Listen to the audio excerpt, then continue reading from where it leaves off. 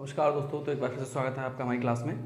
और दोस्तों आज जो है हम बात करने वाले हैं वो अभाज्य गुणनखंडों के बारे में बातचीत करने वाले हैं। संख्या पद्धति हमारी चल रही है नंबर सिस्टम, इसके 2 वीडियो में पहले बना चुका हूँ और वो दोनों वीडियो बहुत ही इंपॉर्टेंट है, आप लोग हमारे चैनल पर जाकर देख सकते हैं।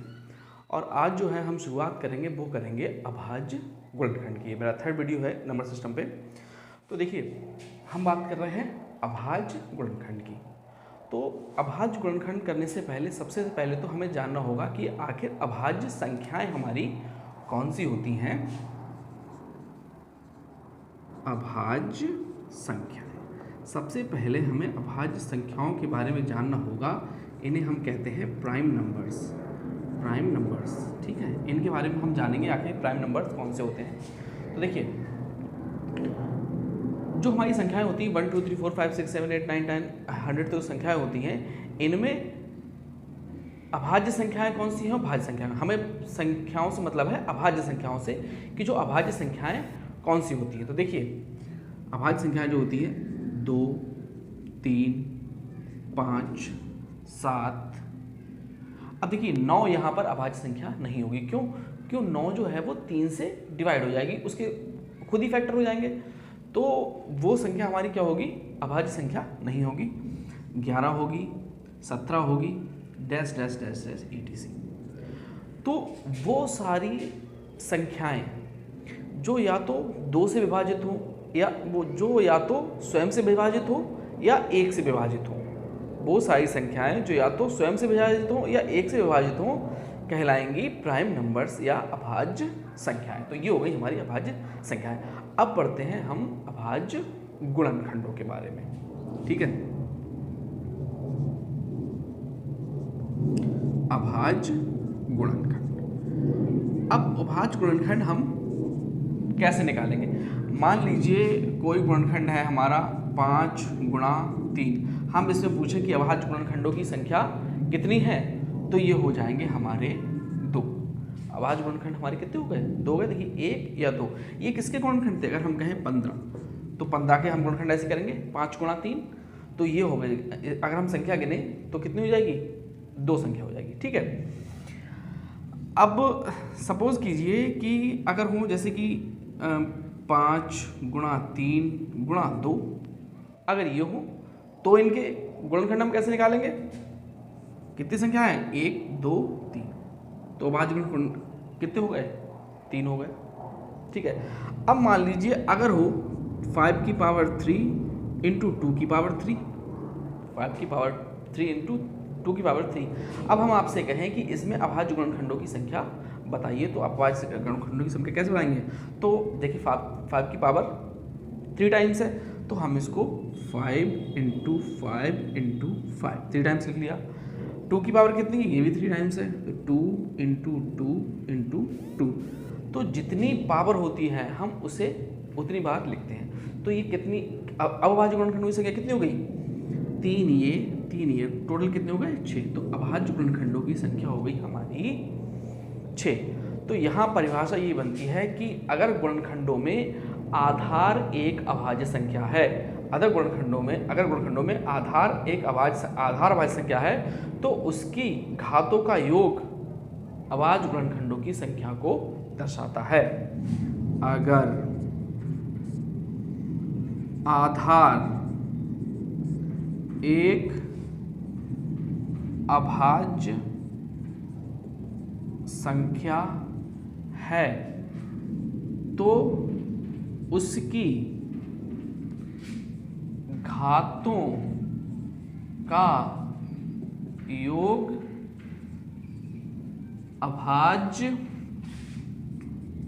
गुणनखंडों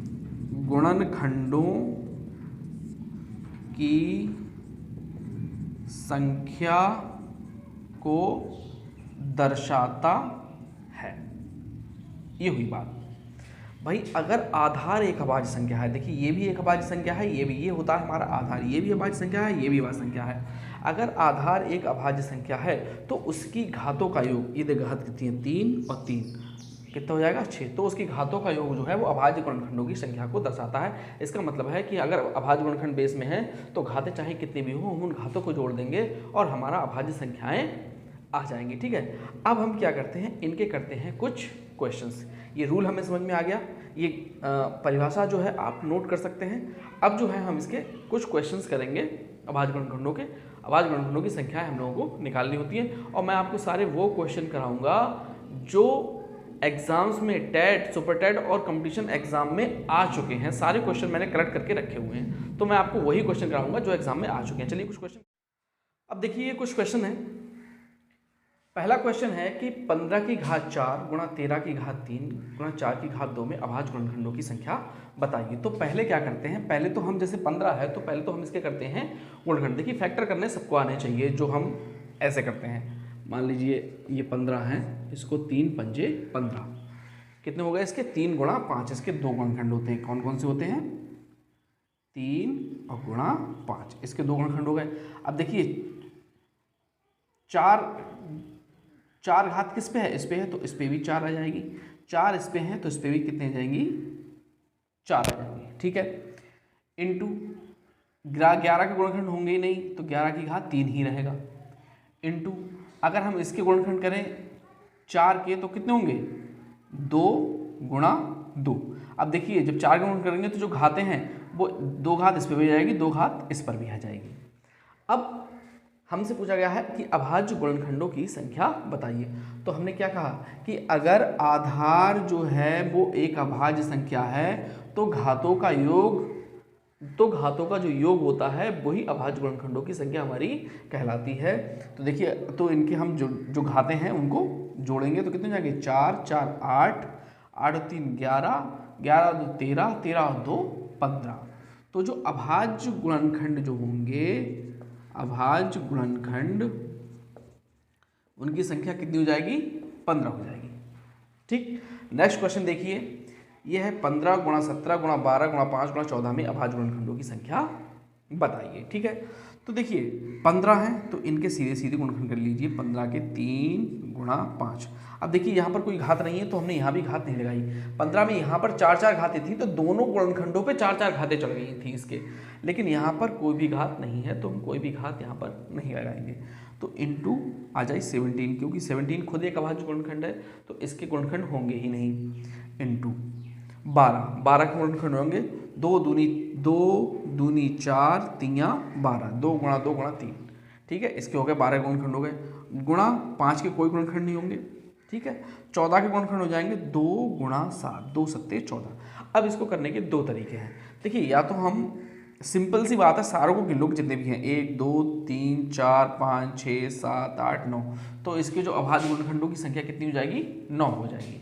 अच्छा, एक तरीके से मान लीजिए कहीं जैसे हमने यहाँ किया था घातों में आ जाए तो हम इसकी घातें गिन लेते हैं। भाई यहाँ पर 3 कितनी बार आया है, 3 2 बार आया तो 3 की घात हो गई 2। इंटू 5 कितनी बार आया है, 5 2 बार हो गया आया है तो 5 की घात हो गई 2। 17 कितनी बार आया है तो यहाँ 17 एक ही बार आया है तो 17 एक ही बार ले देंगे। यहाँ पर 2 कितनी बार आए हैं, 1 2 3, तो 2 आए हैं 3 बार, 2 आ गए 3 बार। ठीक है, अब 1 2 3, ठीक है। अब देखिए 7 कितनी बार आया है, 7 आया हमारा एक ही बार आया है, 7 आया है एक ही बार। तो 2 2 4 और 1 5 3 8 और 1 9 17 है, जो इस पर एक घात होगी, 7 है तो इस पर भी एक घात होगी। अब आधार इसके कैसे हैं, सब अभाज्य हैं, तो हम क्या करेंगे, इसकी घातों को गिन लो, 2 2 4 और 1 5 3 8 और 1 9, तो अभाज्य गुणनखंड की संख्या कितनी हो गई, 9।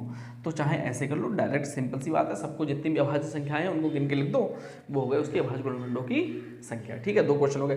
थर्ड क्वेश्चन हमारे देखिए, 12 की घात 4, 17 की घात 8, 6 की घात 3, 18 की घात 5 में अभाज्य गुणनखंडों की संख्या बताइए। तो देखिए अब हम इसको फिर करेंगे कैसे, 12 की, तो 2 दूनी 4 3 12, 2 दूनी 4 3 12, 12 गुणनखंड हो गए। चूंकि घात 4 है तो सब पे 4 घातें चढ़ जाएंगी, 4 4 4 इंटू 17 का गुणनखंड होगा नहीं कोई भी, क्योंकि 17 खुद एक गुणनखंड है, तो 17 की घात 8 ही रहेगा। इंटू 6 है तो 2 गुणा 3, इसके 2 गुणनखंड हो गए, 2 गुणा 3, तो दोनों पे क्या हो जाएगा, 3 घात चढ़ जाएंगी, क्योंकि 6 पे 3 घातें पहले से हैं। ठीक है, अब आइए 18 पे, 18 के गुणनखंड कैसे होंगे, 2 3 6 3 18, 2 3 6 3 18। अब घात क्या है, 5 है, तो इस पे भी 5 घात, इस पे भी 5 घात और इस पे भी 5 घात। अब हम क्या करें, आधार अगर एक अभाज्य संख्या है तो उसकी घातों का योग जो होगा अभाज्य गुणनखंडों की संख्या होगी, यही परिभाषा है। तो हम इसके अभाज्य गुणनखंडों हैं जोड़ दे रहे हैं। 4 12, 12 8 20, 20 3 23, 23 और 3 26, 26 5 31 और 31 और 5 36, 36 और 5 41। तो ये अभाज्य गुणनखंडों की संख्या हो जाएगी 41। ठीक है, तो कुछ क्वेश्चन और करके देखते हैं, बहुत इंपॉर्टेंट क्वेश्चन है ये, सारे एग्जाम्स में आए हुए हैं। चलिए कुछ और क्वेश्चन करके देखते हैं जरा। तो देखिए नेक्स्ट क्वेश्चन है हमारी ये, 15 की पावर 112 में अभाज्य गुणनखंडों की संख्या बताइए। तो 15 के हम गुणनखंड कर लेते हैं, 3 × 5, 3 पंजे 15, भाई घात इसकी कितनी है 112, दोनों पर चले जाएंगे 1 1 2 1 1 2। ठीक है, तो अभाज्य गुणनखंडों की संख्या क्या होगी, इन दोनों को घातों को जोड़ लो भाई, 112 प्लस 112 बराबर कितना हो गया 224। तो इनमें अभाज्य गुणनखंडों की संख्या हो जाएगी कितनी 224। ठीक है, आसान क्वेश्चन था। अब कुछ क्वेश्चन ऐसे भी आएंगे कि 3780, मान लीजिए छोटी छोटी संख्याओं के तो हम गुणनखंड ऐसी मुंहजबानी कर सकते हैं, हमें पता है। अब मान लीजिए कोई आ जाए बड़ी संख्या, तो उसके गुणनखंड हम कैसे करेंगे। मान लीजिए हमारे हैं ये 3780, इसके हम गुणनखंड कैसे करेंगे। तो ये इस विधि से गुणनखंड करेंगे भाई। हम देखेंगे कि ये संख्या जो है सबसे छोटी ऐसी संख्या जिससे ये संख्या कट रही हो।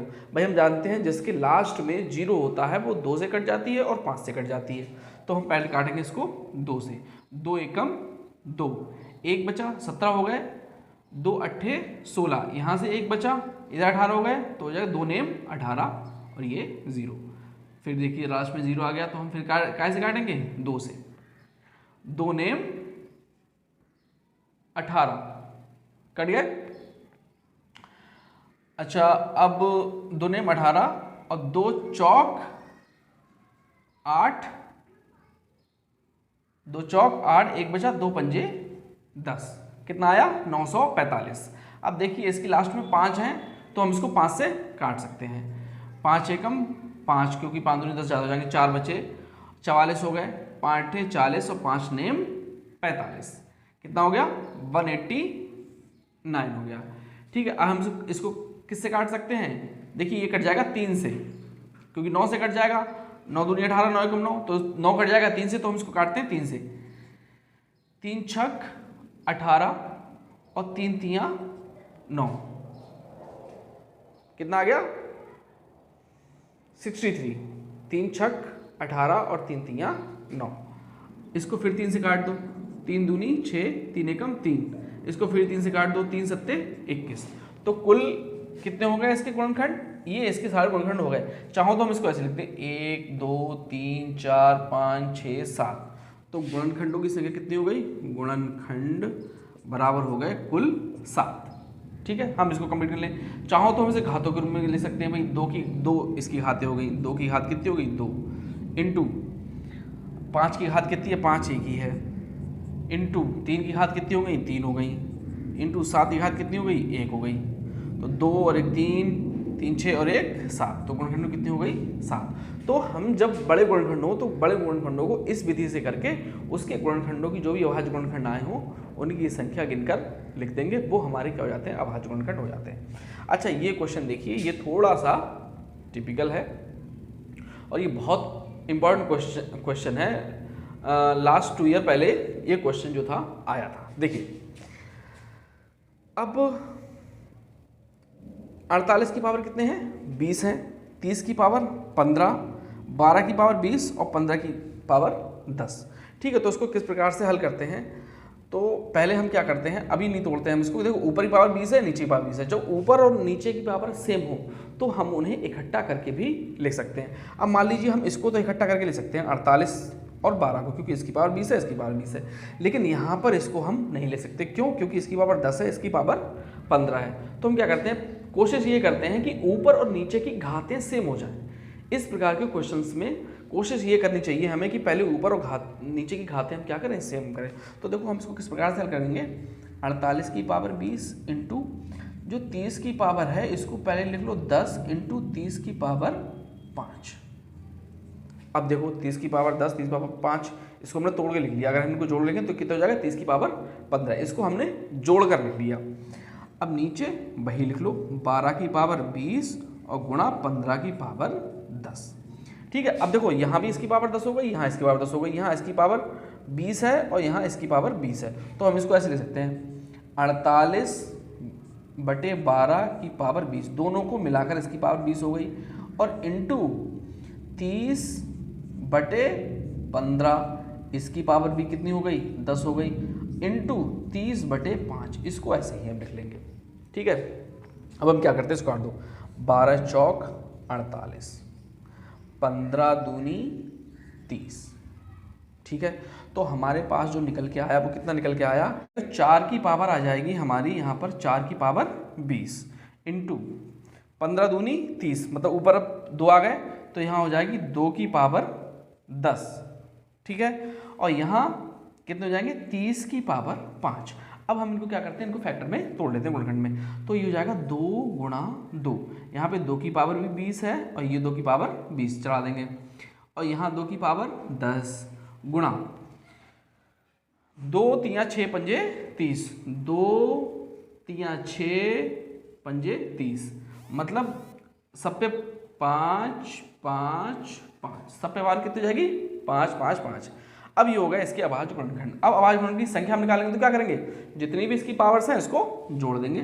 तो 20 + 20 + 10 + 5 + 5 + 5, तो 20 20 40 10 50 50 और 15 65, मतलब इसमें अभाज्य गुणनखंड की संख्या कितनी हो गई, 65 हो गई। ठीक है, देखिए ये क्वेश्चन है 540 बराबर 2 की पावर x, 3 की पावर y और 5 की पावर z हो तो x + y - z का मान ज्ञात करो। तो ये मान ज्ञात करने के लिए पहले हमें ये x, y, z के मान ज्ञात करने पड़ेंगे, और ये मान ज्ञात करने के लिए हमें क्या करना पड़ेगा, इसके गुणनखंड करने पड़ेंगे। तो हम क्या करते हैं, 540 के करते हैं गुणनखंड। चूँकि लास्ट में 0 है इसलिए 2 से कट जाएगा, 2 दूनी 4 और 2 सत्ते 14, 0 आ गया। ठीक है, फिर 2 से कट जाएगा, 2 1 कम 2, 2 3 6 और 2 पंजे 10। ठीक है, चूंकि इसके लास्ट में 5 आ गया तो हम इसको 5 से काट सकते हैं, 5 दूनी 10, 5 सत्ते 35। अब 27 है तो ये 3 से कट जाएगा, 3 नेम 27 और 3 3 9। ठीक है, तो देखिए 2 ये हो गए, 3 ये हो गया और 5 ये हो गया। तो यहाँ पर देखिए 2 की पावर कितनी हो जाएगी, 2, क्योंकि 2 के गुणनखंड 2 है तो 2 की पावर हो जाएगी 2 इंटू 3 के गुणनखंड कितने हैं, 3 है, देखिए तो यहाँ हो जाएगी 3 की पावर 3 इंटू 5 कितना है, अकेला है तो यहाँ हो जाएगी 5 की पावर 1। अगर हम इससे तुलना कर रहे हैं तो x बराबर आ जाएगा हमारा 2 और y बराबर आ जाएगा हमारा 3 और z बराबर आ जाएगा हमारा 1। ठीक है, x, y, z के मान हमारे पास आ गए। अब हमें क्या निकालना है, ये, अतः x + y - z बराबर x का मान 2 हो गया, प्लस y का मान 3 हो गया, माइनस z का मान 1 हो गया। 2 + 3 बराबर 5, 5 - 1 बराबर, तो ये हो गया हमारा 4। ये हो गया हमारा ये वाला क्वेश्चन। अब देखिए ये तो हो गई हमारी अभाज्य गुणनखंडों की संख्या। अगर हमसे पूछी जाए कि अभाज्य, अब होते हैं अभाज्य भाजक, क्या होते हैं, अभाज्य भाजक। अगर हमसे पूछी जाए कि अभाज्य भाजक क्या होते हैं, तो देखिए अभाज्य गुणनखंडों हमने कहा था कि जो अगर आधार अभाज्य संख्या है तो उसकी घातों का जो योग होता है, घातों की जो संख्या होती है उनका योग जो हम कर दें तो हमारी कितनी आती है, अभाज्य गुणनखंडों की संख्या आ जाती है। यहाँ क्या होगा कि अगर हम अभाज्य गुणनखंड करेंगे तो जो आधार होगा उस आधार की संख्या को हम क्या कहेंगे, अभाज्य भाजकों की संख्या कहेंगे। अगर सपोज यहीं पे ये वाली हम समीकरण उठा के रख लें कि 2 की पावर 2 इंटू 3 की पावर 3 इंटू 5 में अभाज्य भाजकों की संख्या बताओ। अगर हम पूछें कि इसमें अभाज्य भाजकों की संख्या होगी तो अभाज्य भाजक कौन कौन से होंगे, एक ये, एक ये, एक ये, मतलब जो आधार होता है वही हमारे अभाज्य भाजक होते हैं। तो 1 2 3 इसमें अभाज्य भाजकों की संख्या हो जाएगी 3। अब इसमें हम घातों से हमारा कोई मतलब नहीं है, घातों को हम नहीं जोड़ेंगे। घातों को हम कब जोड़ेंगे, जब अभाज्य गुणनखंडों की संख्या होगी, और जो नीचे वाले होते हैं आधार की संख्या वो होती है हमारी अभाज्य भाजकों की संख्या। तो यहाँ हमें ज़्यादा सवाल नहीं करने हैं, बस ये ध्यान रखना जितने भी सवाल थे उनमें जो भी बेस थे, अगर उन बेसों को जोड़ते हैं तो सभी अभाज्य भाजकों की संख्या कहलाएगी। ठीक है, तो दोस्तों आज का क्लास हमारी यहीं समाप्त होती है। आने वाली वीडियो में हम इसका नेक्स्ट पार्ट, अभी संख्या पद्धति में बहुत कुछ बचा हुआ है, नंबर सिस्टम वाला लगातार चल रहा है, और नेक्स्ट वीडियो में मैं इसका नेक्स्ट पार्ट बनाऊंगा और आगे की चीज़ें जो हैं वो आपको मैं नेक्स्ट पार्ट में बताऊँगा। ठीक है, तब